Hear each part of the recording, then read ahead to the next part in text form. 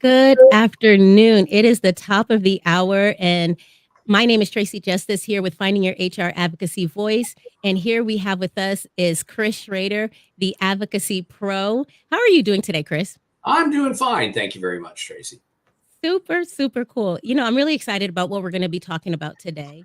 I know that we know that SHRM is organizing, the national SHRM is organizing in district meetings with our congressional lawmakers in our respective areas. And so I'm just really excited about, talking about what this process is going to look like and kind of jumping into it. Sure. Yeah. Well, it's very interesting, and I think it sheds a different light on where you build relationships with offices. Most people think about if I'm gonna advocate, if I'm gonna do that's in DC, right? You're going to the congressional buildings, you're meeting with staff, or you're meeting with a representative. And that's certainly a way to do it. But let's face it, I mean, it can be costly to get to DC, both in time and the energy in that, as well as the money. And for a lot of folks, that's just not possible. And that's why meeting with the representative and or their staff in the district office, in the local office within the district, is oftentimes far more attainable. And oftentimes the senators in Indiana, very predictably, have their offices in Indianapolis because it's the geographic center of the state, and, Yes. they represent the whole state. But in the various districts of the state, the offices are going to be located within that district. Typically, in the hometown of, or near the hometown of the representative, because obviously if they're coming home, they want to be able to see their families and stuff like that. A lot of people don't know, although the congressional salaries have gotten better over the years and they're not small, Okay. it is still almost impossible to maintain and buy a home in the DC area and then do the very same thing back home. And so consequently, relatively few members actually relocate their families and bring them with them to DC. And so they come home very, very frequently, typically, every weekend, because Friday is not a work day. The working schedule in Congress in DC is Tuesday through Thursday, because the assumption is that people are going to go home and see their families. And that's why usually a district office is located in their hometown, because that means that it's easy to get into the office, right? So it really, so then that's why it's called the in district. But a real quick, it's real really quick, second office form. I'm sorry. I didn't put the disclaimer up, so maybe I should do that real quick just to give us an opportunity. Yes, just to know that, this is a program that is provided for education and bringing awareness to community building. And this is something that is done currently, with Chris and I. And so we just want to make sure that we throw out the disclaimer so that, you definitely want to, if you want to look for more information, you can definitely visit but the SHRM website, SHRM.org. Yeah. Did I say that right? .org is .org. It is SHRM.org. Yeah. Well, okay. All right. Yeah, So then that's why. Okay. Right. Yeah. So what I want to talk about to kind of understand how a congressional office is organized in DC, you're going to have policy staff, and the policy staff are actually going to be in the DC office, but usually there's only like 2 or 3 people. 3 is pretty standard. You have a legislative director, you have a legislative assistant, and you have a legislative correspondent. And and it's not unusual at all, given the relative turnover in congressional offices. It's very hard work, lots of hours, can be wearing. So there's turnover in congressional offices. People move on to professional staff, maybe on subcommittees and things like that. And so opportunities abound. And it's not at all uncommon for me to meet someone when they're 21, 22 years old. They're the legislative correspondent. So that's the lowest level job. And you're responding, to every single email that comes in from a constituent. Everybody gets an answer, all of that. To see that person in, say, 5 or 6 years, and they're now the legislative director. So it's kind of like a progression sort of thing. So the policy people are in DC, no doubt about it. And then the communication people are usually in DC too. And then they're just the office staff, the support staff, and there's usually just one person, and that's like it's like an executive assistant to the representative, right? So that's kind of the staff. So the DC office is usually pretty small in terms of staff on the House side. So probably a ground total of maybe 6 or 7 people, right? Whereas in the district office, it's very, very different. And it's very typical for the district office staff to actually be larger in terms of headcount than the DC office. Okay. So clarification is, so when you say the House side, you're just referring to the DC. You're just referring the House of Representatives. I'm not talking about the senators now. I'm just talking about the representatives. But the staff in DC, and then you're now we're talking about the staff that's here locally. So you're saying the staff here locally, here So the is staff, in district. Okay. Yeah, the staff that's in the local office for the representative is oftentimes numerically larger in headcount than the DC office. The DC offices, anybody that's ever been to DC knows that these offices are very small. They're not very big at all. The buildings are old, right? So obviously, and the district operations, oftentimes they're located like in strip malls or things like that, right? Easily accessible, lots of parking, easy for people to get to. This will be comprised of the district director. So the district director is in charge, and the district director has a lot of sway when it comes to importance on the staff. So there will be a staff morning, there will be a staff meeting, and it's usually around 8 a.m. or so, maybe 7:30 in the offices. That'll be on Zoom or Teams. And that will be comprised of the legislative director, the communications director, the executive assistant, and the district office leader. So that's the leadership team for the representative. So make no mistake, these are important roles. Yes. And then under the district director will be what they refer to as district case workers. Okay.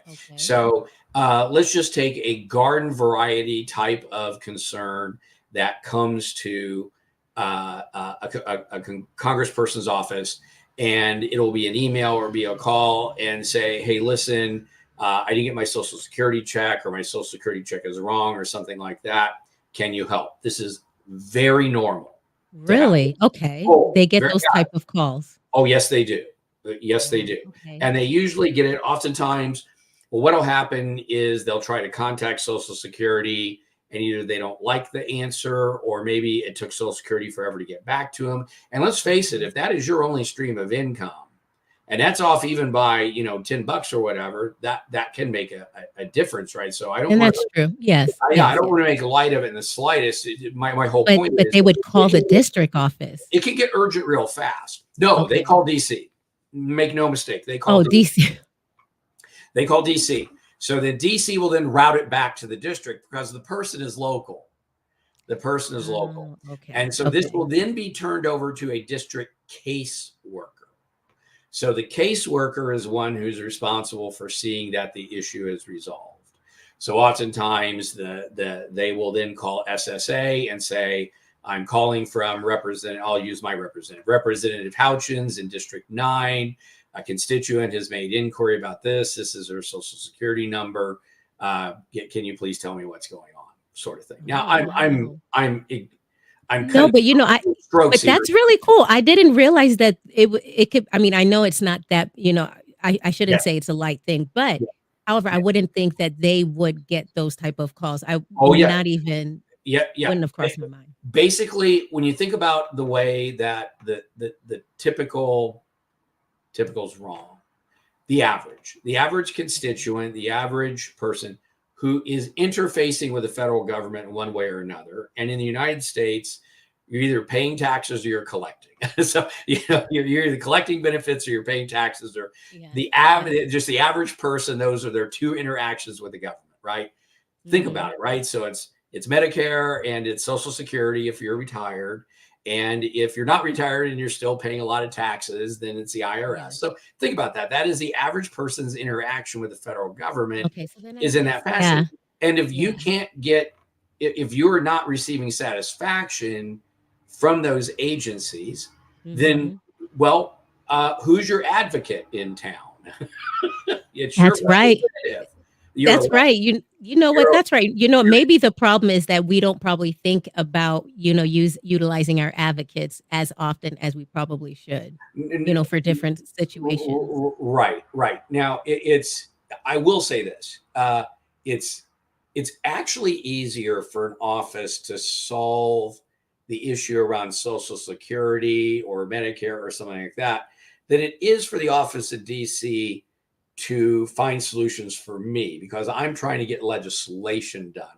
And so I'm just, you just expect the Social Security issue to be solved a lot faster than a piece of legislation moving through a couple of houses, getting to the president's desk, hopefully not getting vetoed, and then you hope the Supreme Court agrees with it, right? So there's a few steps. There's a few steps. So, but at any rate, I digress. But this is what I'm talking about. So when you're visiting in district, this is who you're interfacing with. So one of the first things you want to do to do that is to contact the local office. So actually, the first thing you need to do to figure out who represents you, there's ways to do that, right? You could literally you could go to Google, type in your address and who's my representative kind of thing. I mean, there's ways to do that.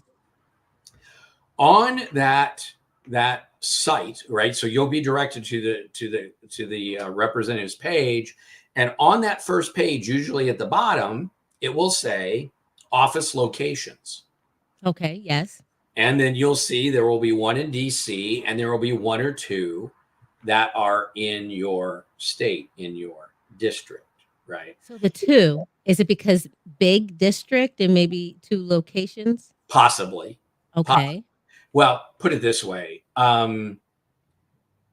If you're the representative from Montana, so Montana has 2 senators and 1 representative because of their population. Yes. So the population is really spread out. And so, and if you're the representative of Montana, you're probably in the 2 big cities in Montana. And there's only one of you, but there's the whole state. So okay. So that could be somebody. Because doesn't Senator Young have?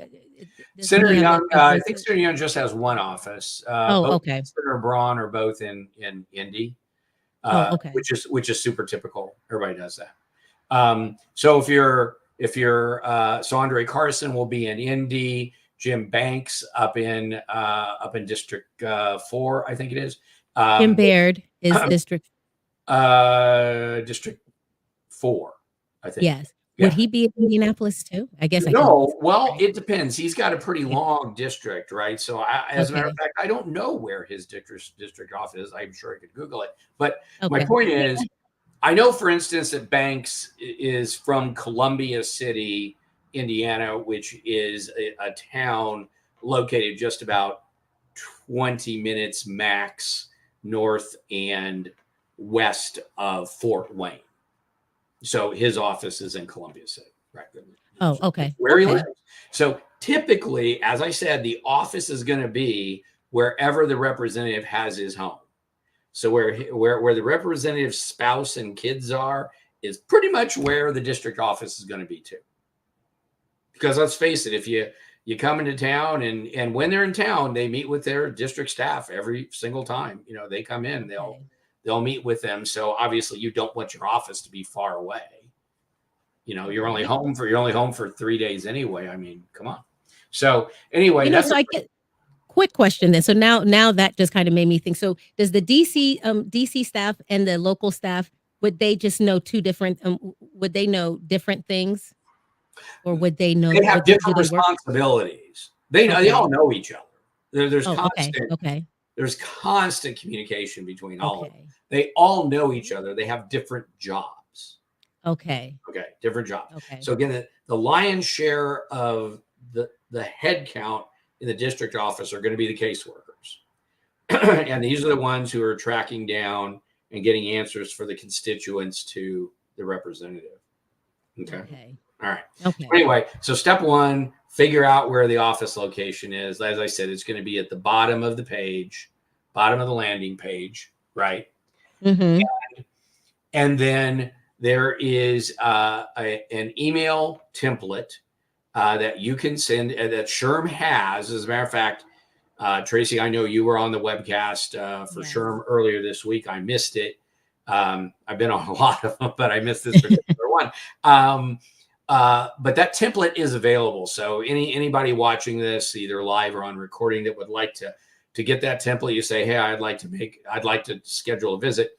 Either Tracy or I can send you the template. Definitely. And you can just email that to them, and then they will set that up.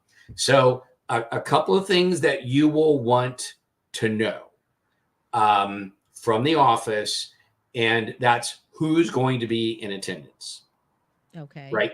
Now, if the representative is there and they're like holding office hours, so to speak, for constituents, that is where you'll meet with the representative. And if the representative is there, they will want to meet with you. I guarantee it. Okay. Guarantee it. And sometimes staff may be in the room with them and sometimes not.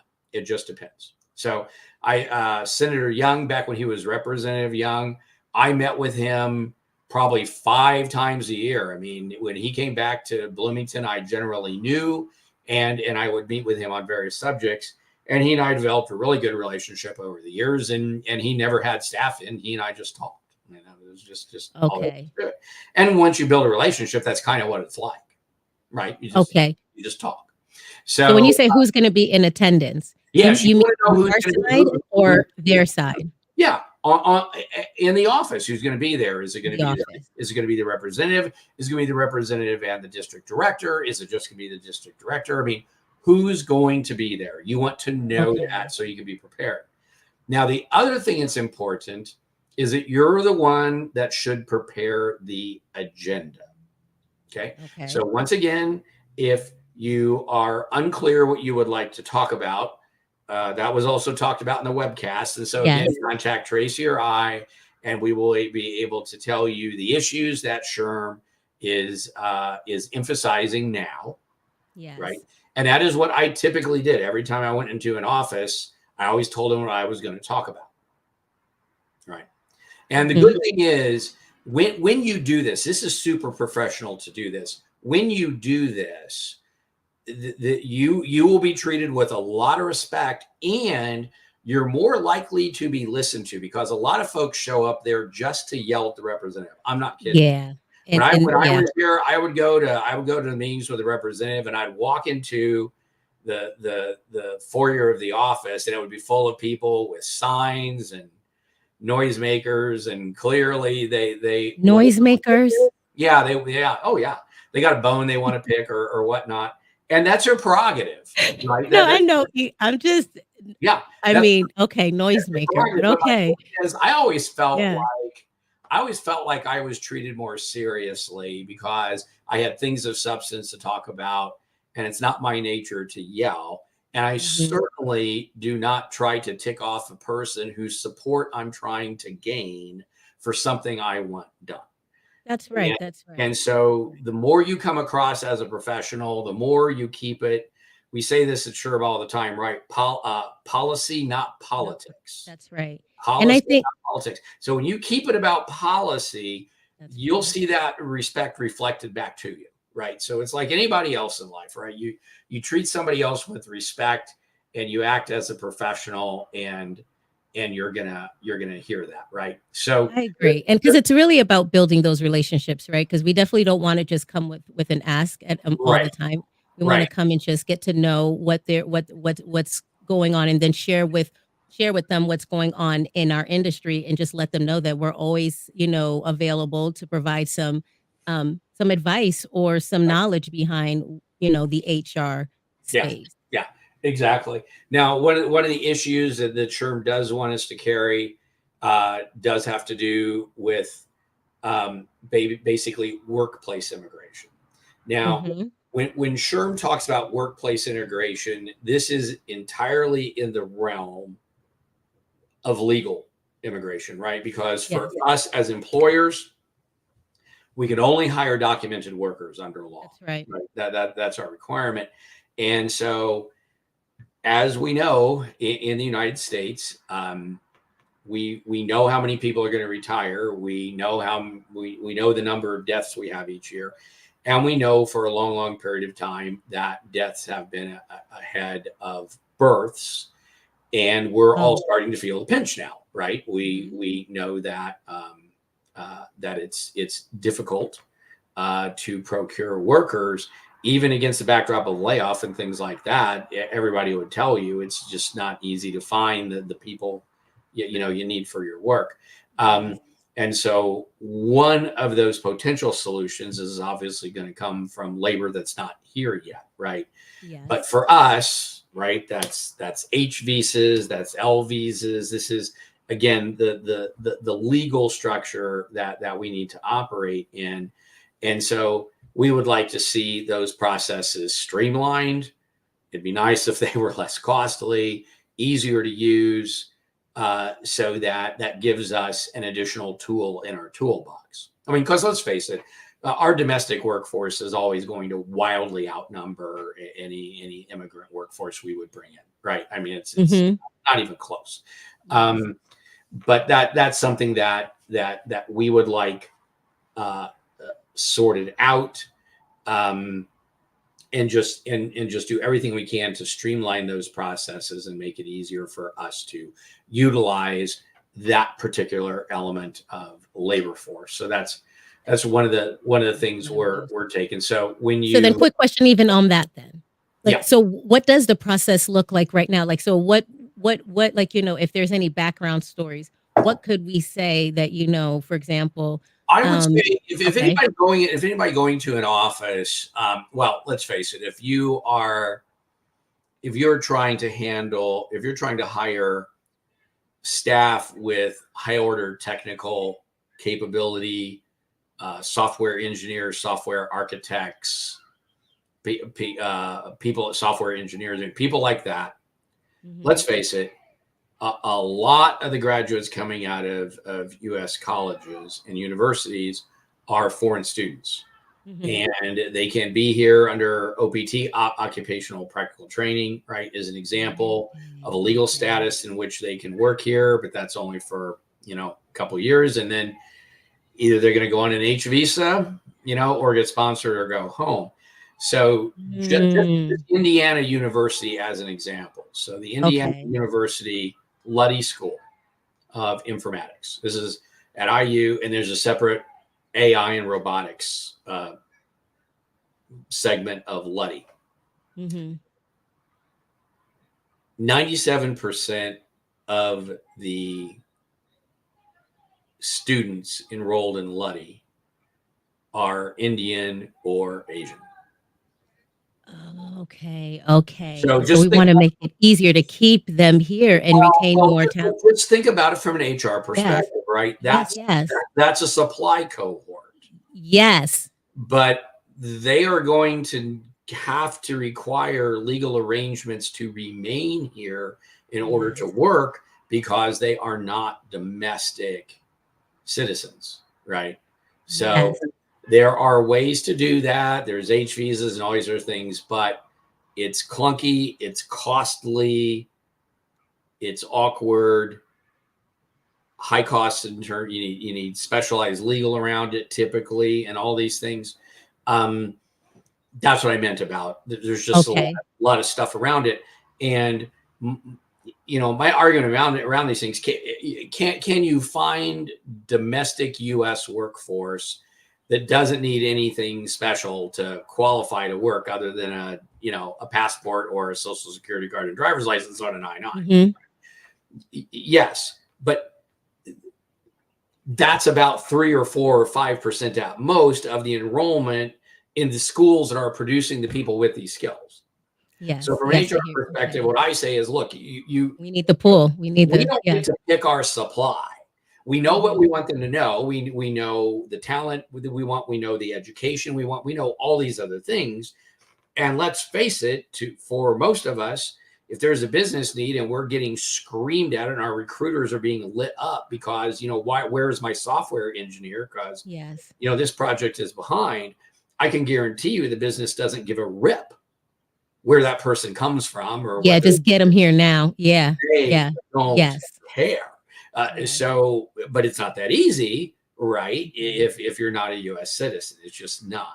So these Okay, are no, that was the very helpful, Chris. Yeah, yeah, that's very helpful because and it's one thing to read it. university is no different. I am quite confident that if you went ahead and looked at the demographics of the enrollments of informatics schools, engineering schools, and things like that all across the United States, I suspect you'd find very similar type of enrollment patterns. So, from our perspective as HR pros,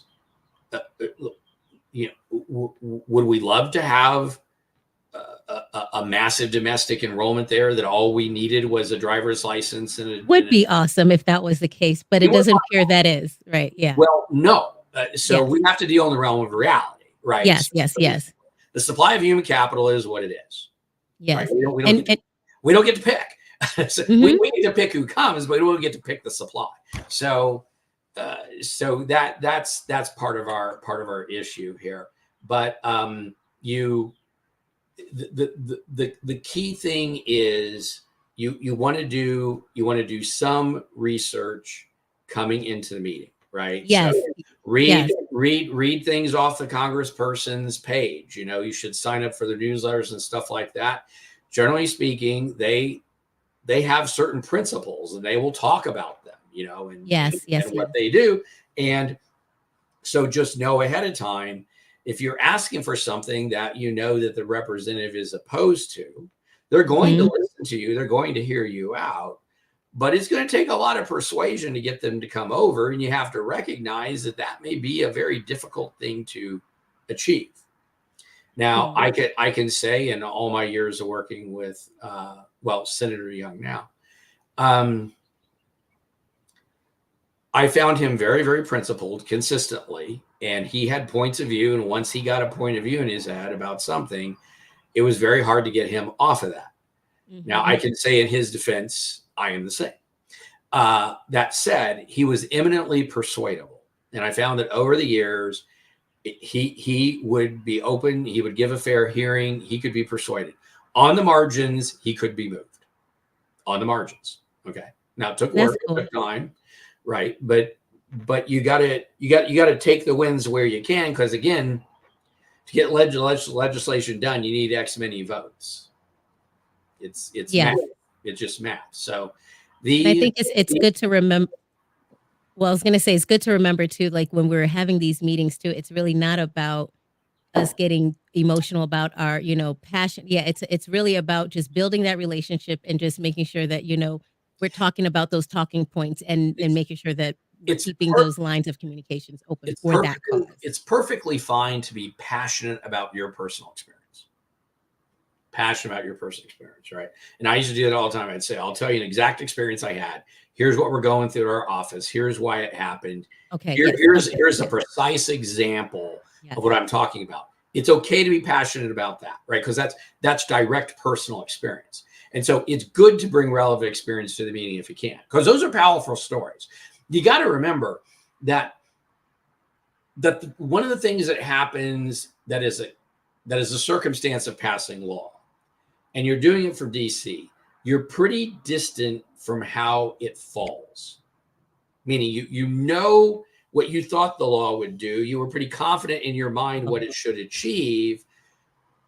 But then how does it fall? Where does it land? Does it land the way you thought? Does it do those sort of things? And that's the kind of thing you don't find out until after it happens. And so another reason why it's so important to talk to your representative is you're that feedback loop. You're it. If you don't tell them, they likely don't hear it. Yes. Right. So they need that feedback loop. Obviously, if a vote is coming up, you would do what's called an ask. Okay. So when you have an ask, that literally means what it sounds like. You're asking something of the representative. And so one of the first things I would do in a meeting is say, thank you for your time. I set this up for 15 minutes. Is that still good? Or do you have to jump into something and we have a shorter amount of time? That happens. Sometimes they tell me, yeah, you got 5 minutes. That's it. That's happening. I believe that. That's DC, right? And not so much in the district office. District office, you get a lot more time. District office here, local. Yeah, you get so much more time. In DC, it's all bang, bang, bang, and end-to-end scheduling and all this. But district office is usually a little bit slower. So, but nonetheless, you always want to confirm, right? Because schedule could have changed, something could have happened, you don't know. And so right away, I always say, we had this scheduled for 15 minutes or half an hour, whatever the heck it is. Is that still good? And if they say, sure, yeah, then you go on and say, okay, here's what I want to talk about. And then I would say at the beginning, I'm going to talk about these things. And then I have an ask, or I would say, I'm here simply to provide information and to educate. I don't have an ask today. Okay. I like that. Like I will, not yet. Oh, absolutely. There we I love that. there's always an ask at some point, right? But you want to set the stage there, right? You're letting them know what it is that's going on. And I typically save the asks for votes. So I'm either asking for, typically when I do it, I'm asking for a vote or I'm asking for sponsorship of a bill. So I'd like you to get on this bill.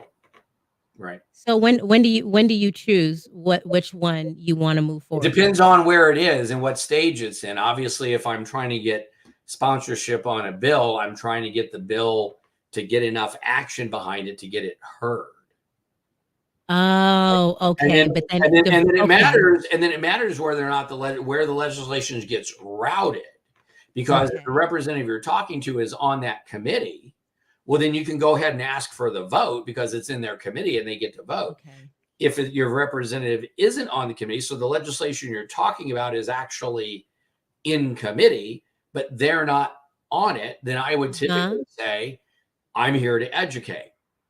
This bill isn't out of committee yet, but if it comes out of committee as it's substantially drawn today and came to the floor for a vote, I'd ask for your vote and support. So, that's what you say to the people who aren't on committee. Who aren't on committees. Okay. Where the bill is, where the bill is that you're talking about.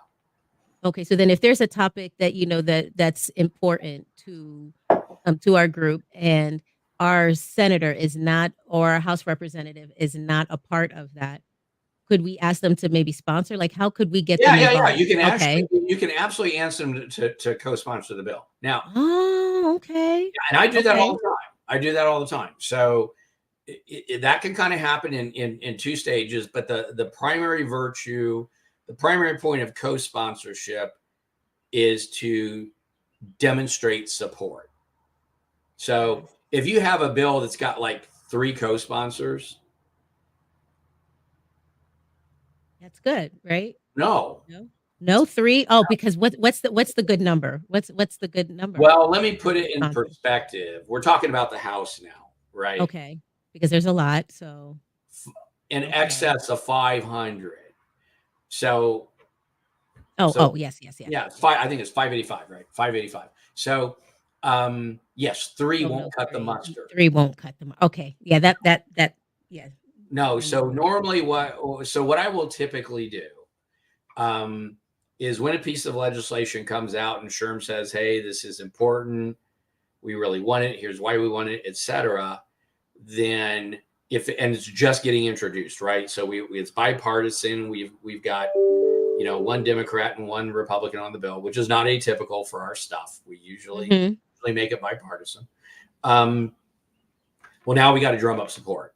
Right. So then I will start calling the Indiana delegation, give them the bill number, tell them what we like about it. If they could see their way to it, could they support it? Then you kind of follow up. Have you done it yet? If not, what's the sticking point? Did the boss not see it yet? I mean, it's a whole thing. So obviously, if I was trying to get a representative to co-sponsor a bill, and that hadn't happened yet, I would talk about it in this meeting. Okay. Now, Okay. we don't have any of that going on right now. There's no specific immigration bill that's out there that we could speak to. The main reason being is that the leadership of both parties agreed that they would not put any immigration bills up for a vote during election season. Oh, so this is something we can look for next year then? Yeah. These conversations. Okay. Yeah, Okay. the reason you talk about it now is because you're sharing with a representative or their staff the elements you're looking for in the bill. So for us, a good bill would contain these elements. Okay. Right. And we could share with them why we think those elements are important to us, why we think they should be important to them, et cetera. So you can talk about the characteristics of a piece of legislation that isn't there yet.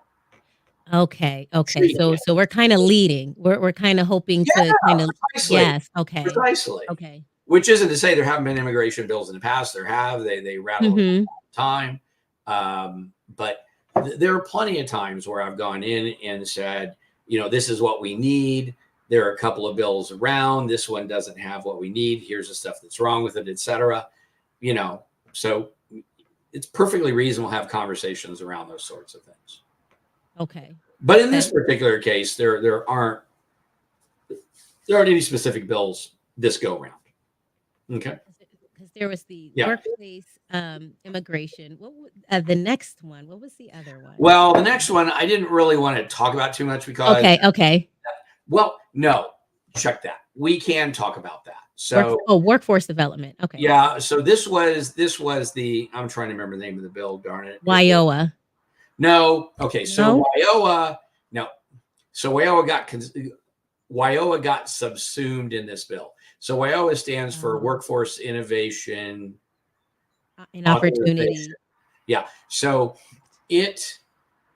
WIOA is a federal grant program. It basically takes federal money and gives it to the states, and then the states are the distributors. Okay. So Indiana has a couple of funds set up where this money goes that people can make applications for that money, right? Okay. And so it's federal money, but it's distributed by the states.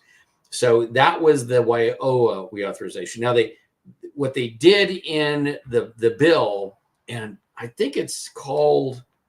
Oh, I think I saw it. Is it on Congress.gov? It's Workforce America or America's Workforce something.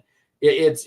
I've seen it. I think I've seen it where they talk about the Pell Grant and how to use the. So that was a separate bill. So the workforce, they call them Workforce Pell, but so those were two bills. So the WIOA reauthorization got folded into a larger bill with more stuff in it. Yes. Now, it is reasonable to talk about that bill because while it passed out of committee, just like Workforce Pell did, neither of those have been scheduled for a floor vote. Okay. And so I do have some concerns about those bills because this Congress ends this year. So every Congress has a 2-year term. So this Congress ends this year.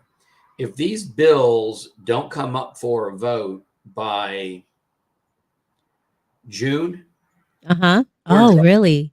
Well, it's an election year. So there are going to be very few working days after June because everybody's running for their job in the House. Okay. Every seat in the House is up, every blessed one of them. So every single representative that wants their job back has got to win an election. So my point is that in an election year, the working calendar gets reduced. Okay. Yes. Because people have to be back home to run. They don't have to be, but they spend a lot of time back home, right? Because you need the votes out of your district. Okay. So then, my fear is if that doesn't come up for a vote in time, then they'll die and we have to start all over again next year.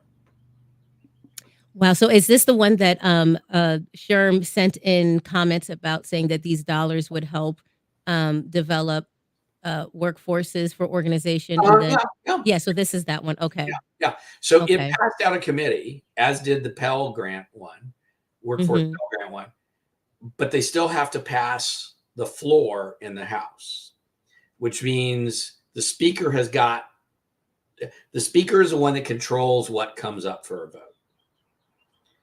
Okay. What's So their sticking points against I don't like think there's any sticking point. I okay. can tell you the main sticking point. They've got to pass 6 giant spending bills between now and March 28th if the government shuts down. So, or parts of the government, I exaggerated. Sorry, parts of the government shut down if they don't get these spending bills done. Okay. Now I And think they will. One of them's defense. Got to believe they'll pass that one, right? Homeland Security. Probably pass that one, but I mean, you still got 4 others you have to pass, or those agencies don't have funding. So they already got the ag bill done. That was last week. So my point is the March calendar is shot. for that. So March is gone. So we got April, May, June. So we got roughly 90 days, but you don't actually have 90 days. You take the weekends out. You take Mondays out. You take Fridays out. See my point? Yes, yes, yes. So you really only have about 50 odd, 50, 58, 59 working days. I'm probably off on my math there a little bit, but you can see what I mean. It's not many against the backdrop of, whatever legislation might come up. Now, I personally think because these bills came out of Republican-controlled committees, I got to believe the speaker will bring them up. The real issue is going to be getting it through the Senate. Now, those were highly bipartisan votes. So they came out of committee with massive Democrat support, massive Republican support. Yeah, I would think so. I think each bill had all but one Democrat in one case and all but one Republican in another. So, I mean, it was really universal support. So I can't see the caucuses getting in the way, but I can't see the calendar getting in the way. The calendar. Right? So it's really the time. That's my concern, the number of working days. So I think it's so how do we approach it? So how do we approach this conversation? You go ahead and talk to the representative about it, right? And say, I think it's really important this gets done in this Congress, because otherwise we have to start all over again. That's the truth. And it could really jumpstart, the economy too, if we're allowing, training people, right, and then bringing people in and training and having the funds to help support training. Or I don't disagree. I don't disagree, except to say those plans are already funded now. It's not like they've run dry. This is to prevent them from. Okay. Yeah.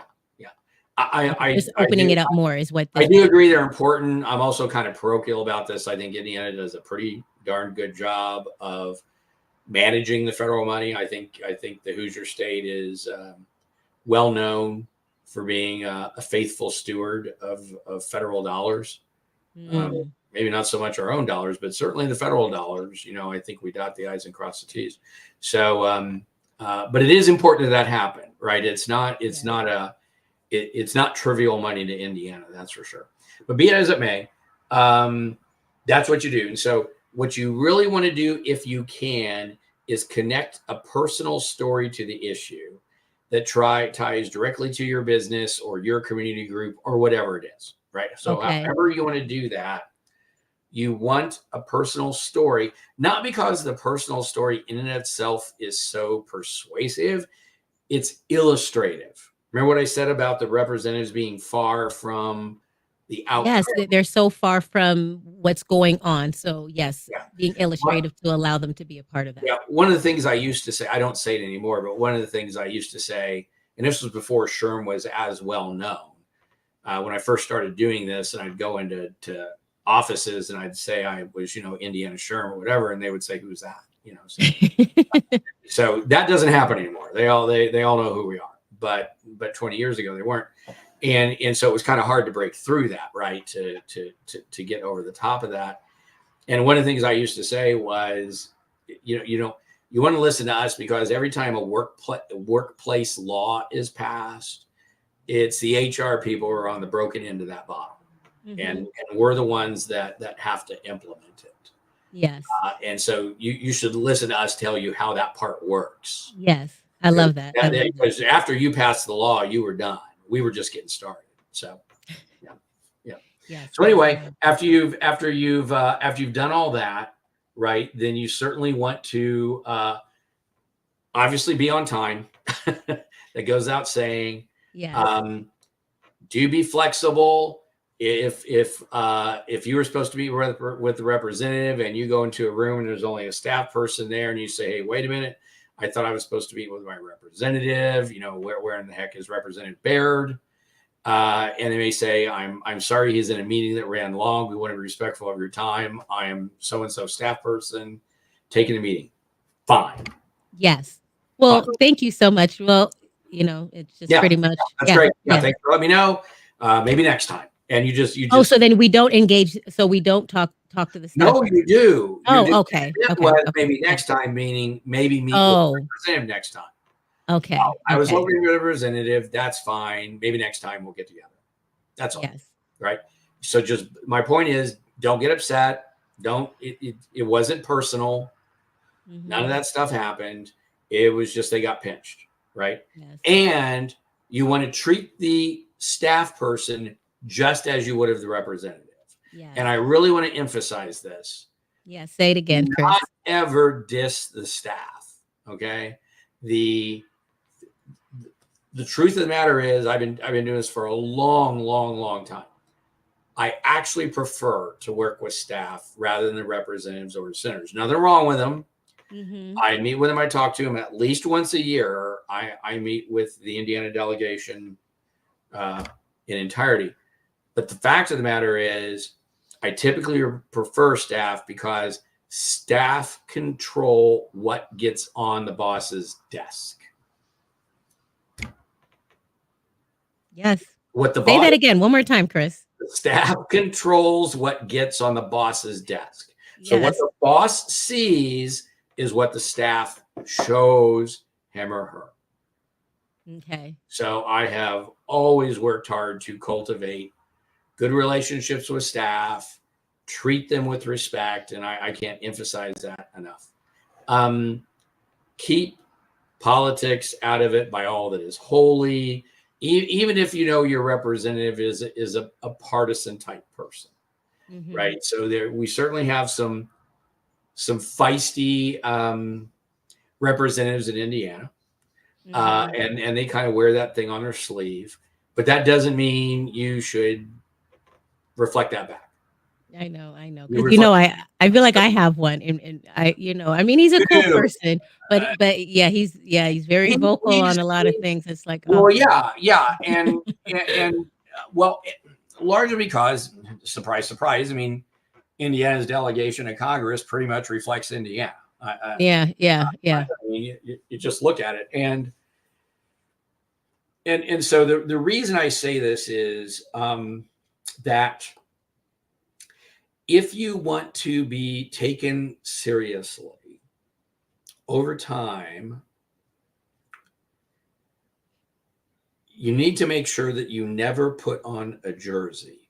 And by that, I mean, you never put on the Republican jersey, you never put on the Democrat jersey or anything in between. I have always said time and time again, you know why I'm here. I'm talking about the HR pros. I'm talking about what's important to us. And that allows me that's why I can go into every Indiana office, Democrat or Republican, it doesn't matter, and say the very same thing. That's right. Because it's important to be able to do that, right? To go into all the offices. Well, yeah, because like I said, in the end, someday you're going to need a vote. That's right. Someday you're going to need a vote. A vote is going to come up, and you burn a bridge, you treat somebody poorly, you're partisan, whatever, and they remember that may compromise that. That's right. And votes are not things to squander, right? So anyway, there's that, and then there's your leave behind materials, right? So once again, there's a document. Again, anybody watching this either on recording or live, if you want to see that leave behind document, you can get that. Now, here's a technique that I use that I really recommend. Okay. I usually hand the leave behind document over right at the beginning of the meeting. Oh, okay. Because most staff will bring a notebook with them. When you start talking, they start writing. Mm-hmm. And what happens when you're writing is it kind of gets in the way of your listening. See what I mean? So, Yes. okay. Well, actually, let me rephrase that. It doesn't, it marginally gets in the way of the listening, but it gets in the way of the hearing. Because they're taking notes, sometimes almost trying to capture stuff directly or whatnot. And when you're doing that, you're focused on the accuracy of your notes. You're not really focused on the content. Does that make sense? Yeah. Yes, definitely. You're just writing, but not really comprehending what you're writing. So what I started doing a long time ago, when I recognized that was going on, and I had these leave behinds, and I always had the instruction from SHRM, just as they have now. Here's a leave behind. This is what you leave with them, et cetera. So I just flipped that around, and I always said the same thing. I know you're gonna take notes, but here's a summary of what I'm going to talk about. It's very thorough, so it'll spare you the note taking. And they're always grateful. Oh, okay. So I love that. Okay, so we're winning them over. Okay. And then they put it down and they look at you, and then you have a discussion. And that is so much more valuable to have, a better experience to have than the person you're talking and they're going, and they're writing down. See what I mean? Yes, because that's so I know because honestly, yes. Because I know whenever I have meetings, I don't like to be the secretary because I feel like I can't really listen the way that I want to listen because I'm writing. You're just so you're focused on the notes. Yeah, so that's so you hit that right on it. Yeah. Yeah. So I switched that. I know it's called the leave behind, but I always present it right off the bat and say, here's everything I'm going to talk about summarized, so you can save yourself the notes. And like I said, every time they're grateful. Yeah, I love that. I love that because I think that what you're really bringing out here is just really that relational part. I mean, I think if anything, I hope that that's what everybody can really pick up from what's being said is that, yes, we're talking about different things that you can do, but everything just really comes back to relational, building relationship. Yep. And just keeping that line open. Yeah, I will say this too. So let's say that you're one of the lucky chapters in the state and the district office is smack in the middle of your chapter. Right. So you're in Indianapolis. Well, the IndySHRM is a massive chapter. That's kind of a bad example to use. 1,000 members or whatever it is. Let me use, I'll go with NYRA. Northern Indiana HRA. They're coming after us. Okay. Yeah. So Northern Indiana HRA. So that's Fort Wayne. So that's banks. I keep on bringing banks up. Well, NYRA. The NYRA is probably a good chunk of the NYRA membership is literally living right on top of that district office. I mean, some of them probably drive by it every day. Okay. It's conceivable, therefore, that office visit may include a number of your HR colleagues from that chapter. Makes sense, right? So here's what I strongly advise. If you have several people in the chapter that are up for this, we want to do it. I strongly advise setting one meeting time and all you going at once, because if you schedule 6 meetings and say the same thing again and again, that's annoying. It's annoying. You're going to wear them out. You're taking up time. By the time the third person walks in, they already know. They're going, I've already heard all this. I've already got to leave behind.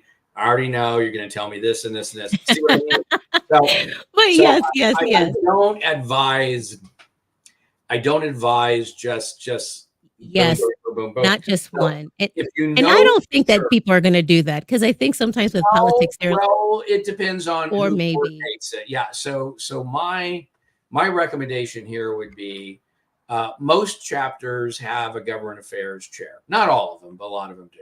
Okay, so not all do. The easiest thing to do is have the government affairs chair take point on getting this stuff set up and say, hey, anybody that's interested in doing it, let me know. Go ahead and get the meeting scheduled, do all that, and say, hey, I'll the oxen free, right? This is when we're meeting.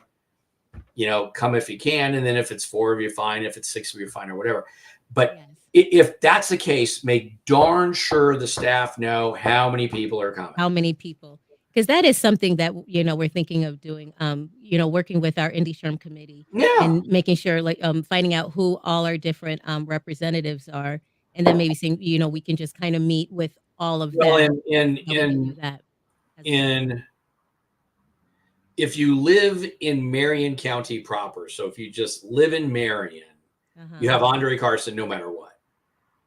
So, Andre Carson will be one no matter what. Okay. Yeah, he's District 1. No, he's District 6. I think he's District 6. Because I'm District 4. 4. Okay. No. But I'm pretty sure they definitely want to talk to people in my district. Yeah. So anyway, be it as it may, he's Marion County, right? He's okay.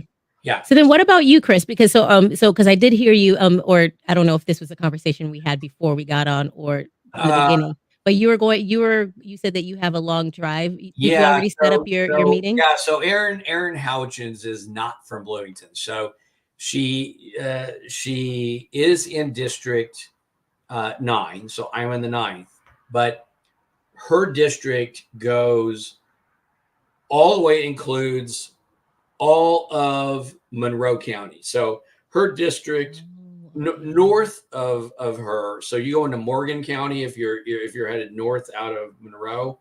The next one is Morgan. Morgan's in a different district. Okay, didn't used to be. It is now. So her district goes all the way from Bloomington all the way down south, and her district covers half of the Ohio River in Indiana, right? So, so there are 2 representatives. If you're in the 8th and the 9th, your districts include the Ohio River. And it's not at all unusual for Indiana to have only 2 representatives maximum with Ohio River responsibility. And they want 1 doing Lake Michigan, because when you have bodies of water, that means you have maritime issues. So you've got that's all your barge traffic. You have maritime issues that are in your district. If you have to deal with that others deal with that others don't. If you're Greg Pence or if you're Jim Baird, there's no water. You don't have to worry about maritime. Now you worry about transportation, but not maritime. So Indiana organizes it that way to kind of keep it concentrated. So you don't bury one representative with maritime. You kind of spread it out. So District 1 does like Michigan. District 2 doesn't have anything to do with it. And then District 8 and 9 have the Ohio River. And the Ohio River is a big deal. I mean, that is a major economic artery in the United States. Major. Millions and millions and millions of dollars of product float their way down the Ohio River every week. Oh, okay. Okay. Because I was just thinking just the water, but the usage, just the products and if you drive over that bridge between Louisville and Indiana, and you cross the Ohio River, and you look right and you look left, and on the Indiana side, all the barges and tugboats are going west, and on the Kentucky side, everything is going east. And that conga line you see of barges goes with very little interruption all the way to Pittsburgh. 24 hours a day, every day of the year. Okay, so that's the added responsibility. Yes, maritime. Yes, and so that's a whole separate gig. I mean, maritime is its own thing, right? So Erin's got Houchin. Okay, she has that. You can imagine the size of her district, and so her district office is kind of in the middle of her district. It just happens to be about an hour from me. So goodness, and Bloomington is far. Because I guess the next question was going to be, do you have any visits set up that you'd like more people to come up with? I'm almost closer to Indy than I am to her, because I'm so far north. Yes. So do you have any that you'd like to bring a group with? I don't know And yet. they We just had okay, chapter okay. meeting today, and I failed to bring it up. I don't know what I was thinking, but we I got know, a I late, do that too. After we I got leave a we meeting, got a I'm late like, "Gosh darn it." we got a late start. That was part of it. But anyway, Yes. yeah. So I see we're at the end of our time here. Yes, we are. I think we got to So pull the what I plug. Yeah. So what I'd like to say is that, because next week I will be planning with my committee. We're really excited to start getting this going, and I definitely want to share the dates that we pick with you, and then if Right. you Yeah. can come, I would love that. I forgot to say the date range. I forgot to Yes, what is mention it? that The 20th. right off the bat. So between March 25th and April 5th. Yes, and April 5th. Yeah. Now Yes. I can tell you that March 25th, I don't think I would try to schedule for either the 25th or the 26th. And the reason being is that they've got the house, because they're starting in the house. The house has to pass 6 big spending bills by March Okay. 26th, or those parts of the government with those agency Oh, budgets shut okay. down. So, and they have to do it by March 26th. That was the deal that was struck between the administration, the Senate, and the House weeks ago. So this is to keep the government funded for the long term, meaning until after the election. Yes. Uh, So they're so, coming home and then going right well, back. no, When no, are no, they no, actually no, coming no. home? I don't. Maybe that's what I need to know. So they could get their work done early. Okay, okay. Okay, they could, and they might. They might get it done on the 25th, and they'll turn right around and come home. Right. All I'm saying is they have till the 26th to do it. And in my experience, Congress deadlines darn near everything. That's all I'm saying. So if I were scheduling an office visit, and they're going to be here between, like I said, March 25th and April 5th is what's been kind of designated, right? Mhm. If it were me, I would avoid the 25th and the 26th. If you really want to see the representative, I would Yeah, avoid the not those 25th days. and the 26th and try to get something on. Well, I don't have the calendar in front of me. What's the 27th? The Is 27th, let's I have to see. look. It is a Wednesday. Oh, Wednesday. Yeah. So I would do like Wednesday, Thursday, Friday, maybe, and then Okay. anytime in the first week of April. First week of Um, April. Okay. yeah, might want to avoid April Fools for obvious reasons. But anyway, the but I would just be mindful of that simply because those votes have to happen, Okay. and I could see them delay coming home to get them done. That's Okay. the only call. Okay. Yeah. Okay, so this is really exciting. So I think that this helps me really kind of think about what we're going to do, because we did have the call earlier this week. Uh, But I think engaging with the state council just makes it a little bit more easier, because the experience that you have and just actually going out there, and you already have these relationships mm. built already with many of the members. So I found this to be very, very helpful. So I feel empowered to So kind of cool. get things Good. going. Yes, yes, yes. Good. Well, So I'll definitely share that's the those whole dates with point. you too, The whole Chris. point of what Yes. we do, right, is That's right. That's to put right. people in a position to be successful in advocacy. So great. Yes, Well, yes. everybody, have some great visits. If anybody has any feedback stories of visits to district's office, we'd love to hear them. So Definitely. We until might the even bring them on the show, Chris. there you go. Hey, I would love to. Yeah, To I'd share it. love Yes. to have a guest. Yeah. So, Yes, yes. so yeah. Well, Tracy, again, thanks as always for hosting this. Always great working with you, and we'll see everybody next time. Yes, definitely. And likewise, Chris. So thank you everyone for joining us, and join us next month, second Wednesday of every month. All right. Until then, bye. Bye.